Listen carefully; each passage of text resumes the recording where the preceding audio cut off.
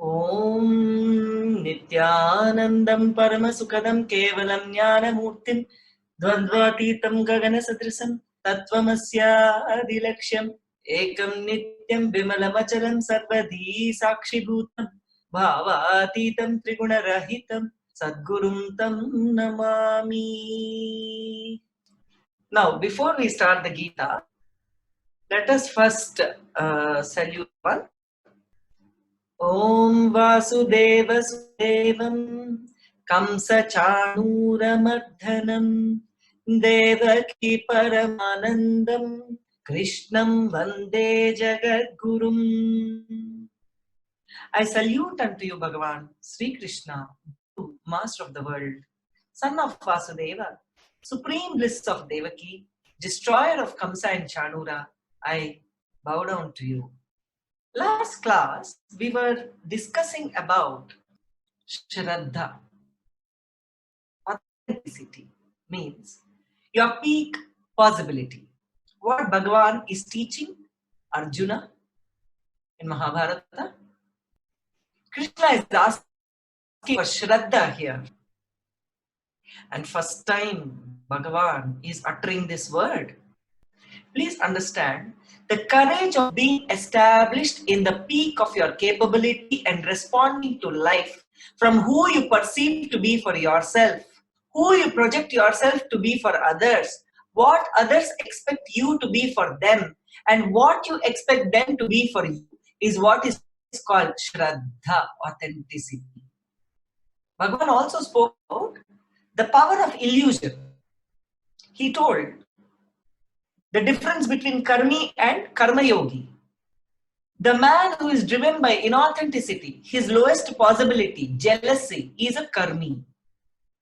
And the man who allows authentic action, his highest possibility, the eternal consciousness to drive him, is a karma yogi. And just, recap. Please understand, jealousy and comparison have no absolute existence. Life is all about realizing your highest possibility. Bhagavan also spoke about unattached work, how it liberates you. In this only, last class, he spoke about the butcher. A butcher delivered Yogah Gītā. Please understand, the nature of work is not important. The attitude, space from which you do it matters. You may be doing the greatest acts of social service, but if the attitude, the energy behind the act is not out of completion, the action is just hypocritical and inauthentic. In Mahabharata, Karna is a great warrior and close friend of Duryodhana. His acts of charity and generosity are very much admired. He is the immaculate son of Surya. Surya means who? The sun god, the sun energy. And he is the eldest son of Kunti, the mother of Pandavas. But nobody knows about it. Because even before getting wedded, she gave birth to this kid. And she left him in the river Ganga. Because it's going to bring social bad name. See, understand, in those days, birth of children is not only through physical relationship. Okay? There is something called Jnana Garbha, Hrid Garbha, Bhu Garbha. 3 kinds of births. Bhu Garbha is delivering through physical womb. Okay? But this child, Karna, is not born through physical relationship or anything. All she does is praise to sun god, and that's how the child is born. So he's actually the eldest son, understand. Because only 5 sons are known to the world, she is called Pandava Mata, Kunti, mother of Pandavas. Pandava means 5. But actually this guy Karna is eldest son, 6th one, first kid, which the world is, it's unknown to the world. Of course, later they'll know. Because at the end of the war, Karna dies, so she remains as Pandava Mata. Means mother of fighters. Being born before Kunti's marriage to King Pandu, the unwed Kunti abandoned him at birth. Karna lived as the adopted son of the royal charioteer of the Kurus. Kuru means who? Kingdom. And struggled with misfortune throughout his life. Karna's famous charity was out of a deep incompletion and a feeling that he is not respected. Understand? Everything as charity. But what Bhagavan is saying, it came out of incompletion space. What was Karna's inner image actually? His inner image about himself is, I am a failure. I am not respected anywhere I go. This is because he did not know his original parents' names, his origins. So his inner image at a very young age was, I am not respected. So he was explored with the outer image, ahankara, I have to be respected. I am respectable. And the best way to be respected was to do charity work. Even his charity came from incompletion. That is why his death itself was because of his charity. Understand? His death also happened because of his charity quality.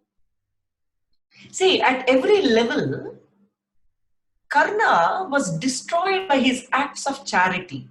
Listen, see, first, Indra, the king of gods, come and takes away his invincible protective shield and earrings.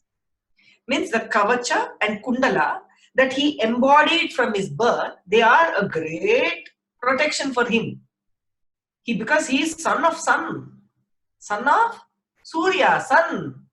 See, they all conspired to take away his protection. That is why they come, and because they know Karna, when anybody asks him for charity, he will give away.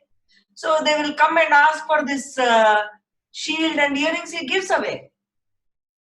Which left him vulnerable, isn't it?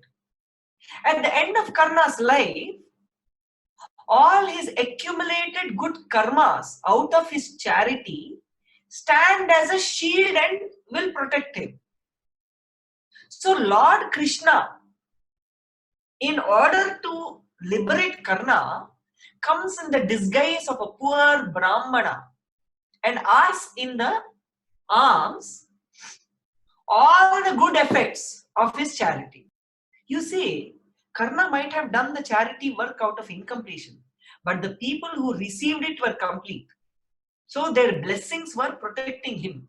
Foolishly, knowing that Krishna himself is asking him for alms, what Karna thought? I am giving even to Krishna. Wow, he thought. Ayyo. Even the great acts like charity, when done out of incompletion, only will lead to the wrong effect. Finally, because Karna no longer has the protection of his good karma, Arjuna is able to kill him. If not, Karna is not less warrior than Arjuna. No. If you cause anything out of completion, what you get back will be miraculous. If you cause even a great charitable act out of incompletion, what you get back will be hell. Even the so-called moral good deeds will only have bad effects. Each of us is unique in our capabilities and interests. Accordingly, our responsibilities are different. If you try to imitate others, thinking their responsibility appears more attractive, you will be making the mistake of following somebody else's path. Comparison literally rules our lives. When we use our energies with authenticity for our peak growth, without comparing ourselves with others. We do our responsibility according to our nature. In the Vedic culture, a child was taken to a Gurukul, the ancient system of living, learning at the feet of master. Gurukul means what? The ancient system of living, learning at the feet of the master. The Guru taught the child based on his or her abilities. If the child had the aptitude, inclination to become a scholar, he was trained in scriptures and became a Brahmana. If the child was aggressive and courageous, he was trained in martial arts and became a Kshatriya, meaning warrior, and so on. Varna or caste classification was based on one's natural abilities, not on birth. Over time, this practice degenerated into a classification based on heredity. One needs to understand Krishna's injunction in the Vedic educational context. Arjuna then asked Krishna, why even a centered person is led to commit sinful acts, as if forced by unknown powers? Arjuna's question is the eternal dilemma of expression or suppression. Can this inauthenticity work if you try to suppress something? It will surface with more intensity. There is no lower or higher person. Only a transformation of energy needs to happen. The moment you think you are a lower human, you start fighting that feeling. Then it becomes very difficult to get out of it and to transform. Anything you resist will persist. What you need is to bring completion and allow the transformation, the ultimate reality to happen. Authenticity, responsibility, and enriching exist in our very DNA. Understand? Child is hungry, we'll do anything to feed that child. That is enriching. So basically, integrity, authenticity, responsibility, enriching, everything is there in our DNA. See, a seed becomes a tree or man realizes his potential only when these four principles are lived. A human has everything needed in him to become the ultimate reality. Actually, we are made up of this and we are that. The only thing is we are being reminded by the scriptures and teachings. A human has everything needed in him to become the ultimate reality, the divine reality. The DNA, the very structure with which the human consciousness is built, in Sanskrit, we call it dharma. Means these four principles. As of now, man is only a possibility. Only when these four principles become reality, you will experience your actuality. When these four principles become reality, you will experience your actuality. Then the base energy of lust can be transformed into the higher energy of love. It is an alchemic process of changing any base metal to a higher metal. See, generally base metal is taken to changing it to a higher metal, right? Same way, the base material lust can be changed into love. Similarly, changing our base emotion lust to the highest emotion we are capable of, love, is called alchemy. In Indian marriages, there is a beautiful verse which couples recite. Couples in Indian marriages, they recite this. The meaning of the verse is, in the 11th year of marriage, let the wife become the mother and the husband the son. This may sound strange. What it means is, let the relationship reach ultimate completion. The ultimate completion for a woman is when she expresses the motherliness in her. The ultimate completion for the man is when he comes back to the innocence of the child. So by the 11th year, let the relationship mature so that both the husband and wife attain ultimate completion. First, the impurity lust needs to be removed so that a deep friendship at the being level and not just at the physical or mental level, it should be added. When you feel deeply connected to a person, there will be no need for physical proximity to that person. You will feel happy and satisfied with just the feeling connection. For the final transformation of lust into love, the relationship needs to go through the process of patience and perseverance. You need to be patient for the other person to accept your transformation. Then he or she will automatically be transformed as well. Anger is a tremendous energy which we misuse because we do not understand and respect it. It's an energy. Greed, anger, and lust are all rajasic qualities that arise from passion and aggression from the blocked Mooladhara Chakra, the root center. Understand? When your Mooladhara Chakra, the root center, is blocked, passion and aggression arise. From that, greed, anger, and lust will arise. These are instinctive emotions that we inherit from our animal ancestors. We were born once upon a time as an animal, right? Indulging in these base emotions keeps one in bondage to his or her instinctive nature. We inherited these instinctive emotions from our animal ancestors. See, indulging in these emotions, we get bound to our instinctive nature.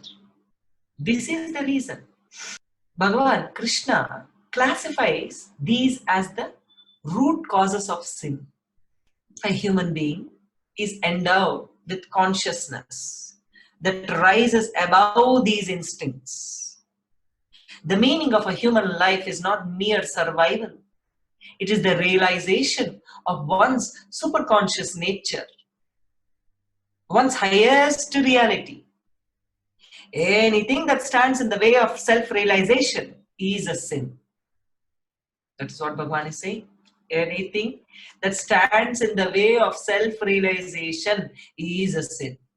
Now, what is Bhagavan is saying? See, in 3rd chapter, 38th verse, Bhagavan is saying, as fire is covered by smoke, as a mirror is covered by dust, or as the embryo is covered by the womb, so also the living being is covered by lust. The knowledge of the knower is veiled by this eternal enemy in the form of lust, which is never satisfied and burns like fire, O Kaunteya. He is addressing Arjuna, O Kaunteya. The senses, the mind, and the intelligence are the locations of this lust. Understand? From where? Senses, mind, intelligence are the locations of this lust, which confuses the embodied being and veils the knowledge. Therefore, chief amongst descendants of Bharata, he is addressing, O chief amongst descendants of Bharata, in the very beginning, control the senses and curb the symbol of sin, which is certainly the destroyer of knowledge and consciousness. Now, in the 42nd verse, Shloka, Bhagavan is saying, It is said that the senses are superior to the body. The mind is superior to the senses. The intelligence is still higher than the mind. And the consciousness is even higher than intelligence. Knowing the self to be superior to mind and intelligence by studying the mind by intelligence, he's saying, study the mind by intelligence, because intelligence is higher than mind. And consciousness is higher than intelligence. So you can control that too. So, knowing all the above things, the self is superior. Knowing that, study the mind by intelligence, conquer the insatiable enemy in the form of lust. Who is the insatiable enemy? In the form of lust it is there.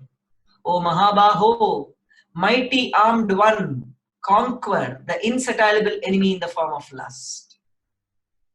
He's saying, just like smoke veils the fire, just as the dust on the mirror masks your reflection, just as you cannot see the embryo when it is covered by the placenta in the womb, we are not able to see our true nature of bliss because we are caught in base emotions like lust.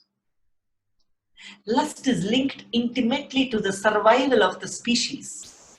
Without lust, there can be no mutual attraction between genders, no reproduction, and no continuity of the human race. This basic survival instinct is lodged in our primal root energy center, the Mooladhara chakra. When this chakra is blocked, we behave out of instinct like animals. When this chakra is energized, we learn to live in intelligence as we are truly meant to. It is very difficult to control the effects of lust arising out of the Mooladhara. One needs to be spiritually awakened before sexual maturity so that the energy can flow upwards towards the Sahasrara or the crown chakra. The Mooladhara chakra is the seat of all fantasies, primarily sexual fantasies. These fantasies are the ones Krishna says are like dust on the mirror, completely clouding our judgment. We live by templates that we carve out in our mind based on these fantasies and live towards fulfilling these fantasies. Completion, understand, completion in the present moment is the key to unlocking the Mooladhara and dissolving the lust. It is only completion that brings you in touch with the reality as it is and dissolves your fantasies. Bhagavan Sri Krishna closes his dialogue with Arjuna in this chapter with these words. Be aware that you have a higher intelligence. Use that intelligence to control your senses and curb your lust, which is your most dangerous enemy on the path to completion. Please note that Krishna does not say, Arjuna, come here, I shall help you dissolve the lust in your body and mind. You can then be at peace. He is not saying that. Arjuna started the dialogue saying he was confused by Krishna's words about action and inaction.